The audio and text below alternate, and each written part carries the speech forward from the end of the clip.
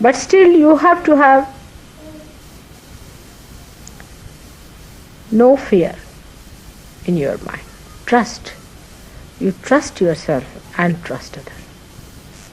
First of all, try to trust yourself. If you have made mistakes, you have to say, yes, I have made mistakes, all right. So what? Trust yourself that you can correct yourself also. Trusting doesn't mean blind ego trip. It does not mean that. Trust means that, yes, I can correct myself. I can improve. I can do better. Some people think that if you trust yourself, then you should never confess anything that you have done wrong.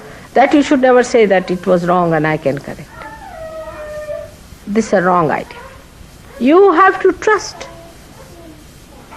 yourself by saying that, yes, I have done mistakes. I have been doing wrong. I have been faltering, but I can correct. I have that strength within me. I can rise above all these things. I have that thing within me which I can use to my advantage.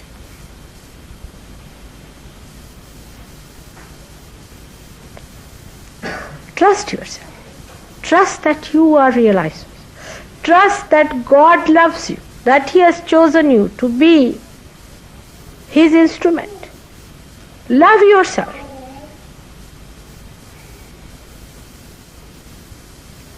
You are unique, no doubt. As it is human beings, every individual is a unique person. But after realization, you are definitely a unique person.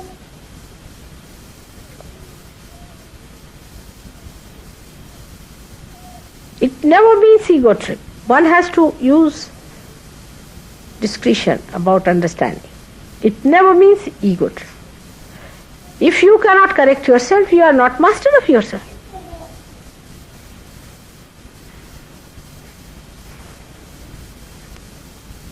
Yes, you are not perfect. You are unique, but you are not perfect. You have to perfect yourself. These words can be very confusing. When I say you are unique, immediately you think you are perfect. These are two words, unique and perfect. Somebody can be unique, but he can have imperfections. So you have to perfect yourself. And trust in yourself that you can perfect yourself. Through your Kundalini awakening, clearing your chakras, by understanding yourself, you can perfect yourself. You have to perfect. I have so many ways I tell you. Directly, sometimes indirectly, through friends, somehow point out that this is the problem with you. You should think that I am within you. I am that part within you which is discretion. When you do not understand your own discretion, I try to give you the direction. By this way or that way. But people feel hurt. People feel bad. Or some of them accept it. If you are seekers and if you are ascending, you are definitely unique. Or especially blessed. And you have to pay special attention to yourself. You can't afford to play with yourself. So you have to discriminate between ego or ego trips as they call it and ascent. Ego trips bring you back with the worst hurting. It would be something like throwing you in the air and again you come back with a bump and break one of your necks or something like that. That's what ego trip is.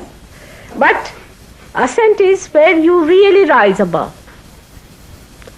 Not only that you rise, but with you you make others rise. In your ascent, you develop tremendous powers. The higher you ascend, the better it is.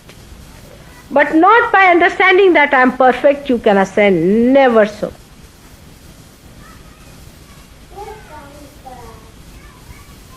There's a story of a teacher and his student. The teacher was very kind to the student and he would come and show him his creations. He was very kind to him. And every time he would say that I have done this good and this is the thing that I have not been able to do. So will you please tell me how to correct it? And the teacher would say, yes, good. You better correct this part. Then do this. One day, the student came and said, now, this is perfect. He said, you are no more student now.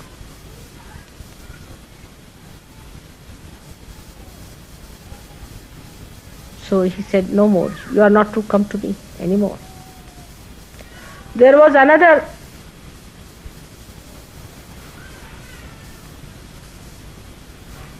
student who was coming every day and correcting himself.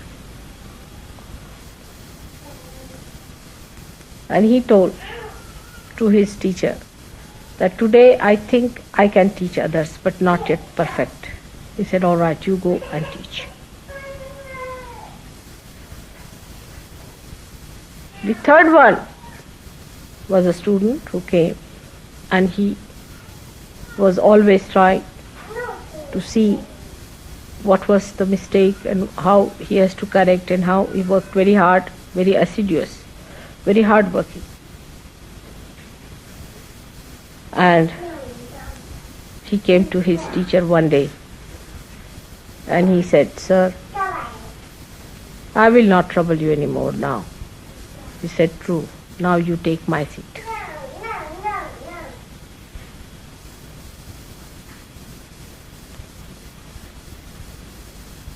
That is what one has to understand. You ascend, you will become humbler. It is just the other way around people understand. You see, when they ascend, they think we have achieved some special powers. I don't know, suddenly self-certification starts, you see. I'm very good in spirituality, I'm very high up and all that. This self-certificate starts. And then it can reach such a point that suddenly you found you are on the earth again. This kind of thing is not the way it works out. Actually, the people who ascend, there are certain qualities that show on them. The first thing is your collectivity. How collective you are. With how many people you can carry on. At how many things you can laugh. That is one of the biggest qualities. The second quality is that how much you accept another's domination, who cuts down your collectivity. You must have your personality separate from everyone. If you allow others to cut your personality, say for example, there's a boss and you are the employee, and the boss is not realized soul and you are a realized soul. Or maybe both are realized souls. Take it like that. And one of them is ascending. Then he becomes humbler, he becomes better, there are congenial relationships. But to a point. He will never compromise with his boss when it comes to his ascent, to his collectivity, to his giving, to his doing things for others. On that point he'll never have any domination, because how much you feel responsible about yourself is the second point. How much you are responsible to be there, to be a cell in the heart. Any cell that fails the heart.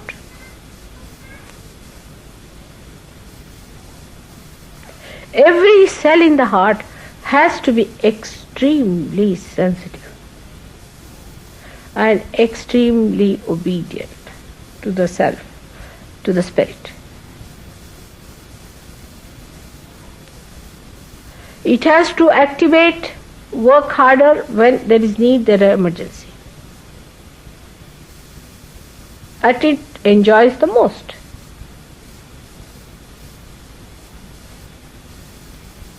And no impurity should be allowed. The third point now. As I told you, first is collectivity, secondly your responsibility. And third point is purity. Purity of your own heart, first of all. Of your own heart, about sincerity, cunningness. As I am saying this, you will be realizing that all Englishmen believe in the contrary. Nowadays, not olden times, but nowadays. Clean heart, transparent, open heart. Trust others. Talk to everyone with an open heart. Trust others. Why do you doubt? If you do not doubt yourself, you will not doubt others. What are they going to take away from you? What have you got? Nobody can take away your nose, eyes, nothing. It's all quite intact. It's all nicely glued down. So nothing is going to disappear. What are they going to hurt to a person who is a realized soul? If your heart is clean, you can see the other person clearly through and through. Innocence is such a powerful thing that even a glance is sufficient to kill a Satan. Purity of heart. Actually, when the heart becomes impure, the impurity flows down to other places.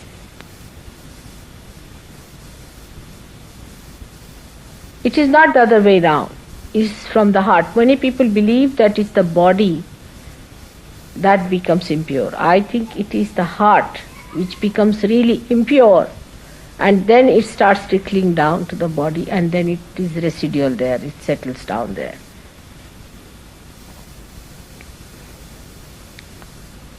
So have a clean, open heart like a child's heart. Open heart. What is there to be afraid of anyone? What is there not to trust anyone? What is there to be angry with anyone? Talk to everyone, shake hands with everyone, be nice to everyone. On the way you find somebody's difficulty, give him a hand. If somebody cannot sit properly or has a problem, you try to remove the problem. If the person cannot stand, give the place. Try to give from your clean heart. If your heart is not clean, it can never give.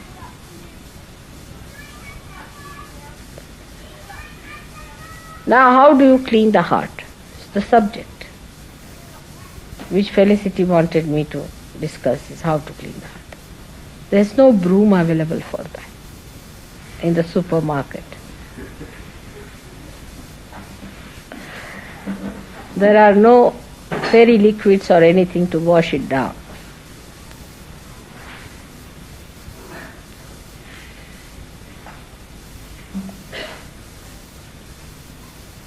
But there is a way.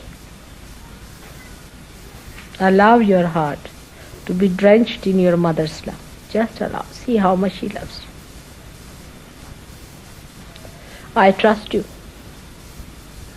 People laugh at me sometimes. Some of these saints who are supposed to be very great people, they can't understand how I trust you. They say that, oh, these are all lost traces. These are horrible people. How do you trust them? They are not sannyasis, they are not sadhus, they are nothing. They are ordinary people. For them, your value is nothing. If you go to them, they will make you stand on your head for 3 months. For 3 years they may hang you on a well. I don't know what they will do to test you. But I trusted you the day I saw you. The day you came to me, I trusted you. And I've worked on you from the very first day, knowing what you are, but I trust your spirit, that it would shine. In the same way, trust.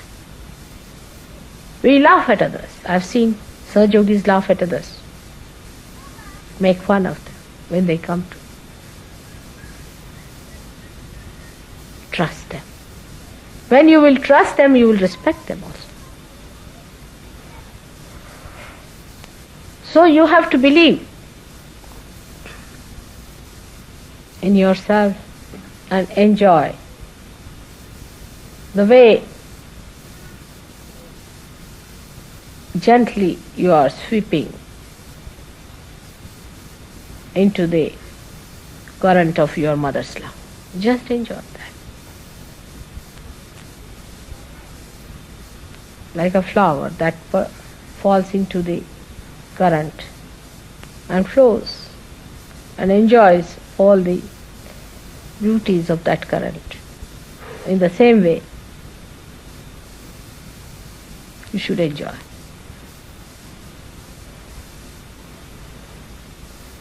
When that enjoyment comes into you, you will start trusting. And trust your mother.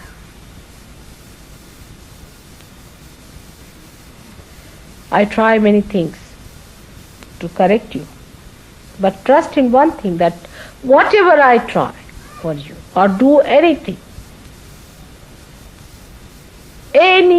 I may do for you, it is just to clean you. That's my job. Sometimes you might feel I'm publicly saying things for you. Maybe your images are being ruined by that, or whatever you may think. That's not the way. Is for your hita, is for the well-being of your spirit.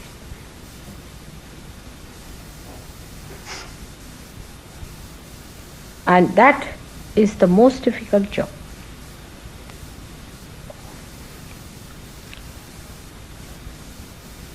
With all this, trust in your heart. First trust yourself, trust others, other Sahajogis. Love thy neighbor as thyself. Who is your neighbor? He is a Sahajogi.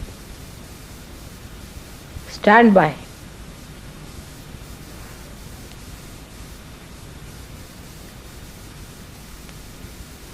And trust your mother. As I have trusted you, you have to trust me.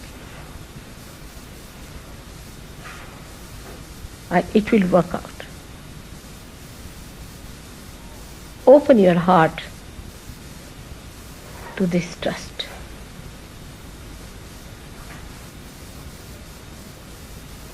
You should not worry whether it would be protocolish all right or not, whether it would be absolutely respectable or not. Because heart knows. Whatever your heart will do in its genuine form will be respectable, because there resides your spirit which manifests. That will look after. By outer forms, whatever you try, it's not going to work. It is that trust in your loving heart that is going to. It doesn't matter. You see, today she brought some flowers. There were some supposed to be weeds, according to her. She went to the station and then she was taking some flowers out. And the station master and his wife were very sweet. And they said, oh, go ahead, they are only weeds, you can have them. And they are so fragrant, one of the most fragrant flowers I have ever seen. They are just weeds. They do not conform to any formal flowers only. But just few flowers attached to other flowers were most fragrant. Love gives all the sophistication and the fragrance and all the breeding that is required. Not talking of love, but freely loving is the way. It's most enjoyable.